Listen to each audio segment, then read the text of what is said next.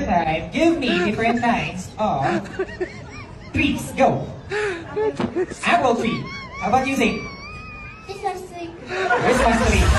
Animals that you can only see in the ocean. Fish. Louder. Fish. What kind of fish? Eagle. Fish bone. Really? Shark. Very good. How about you? Crocodile.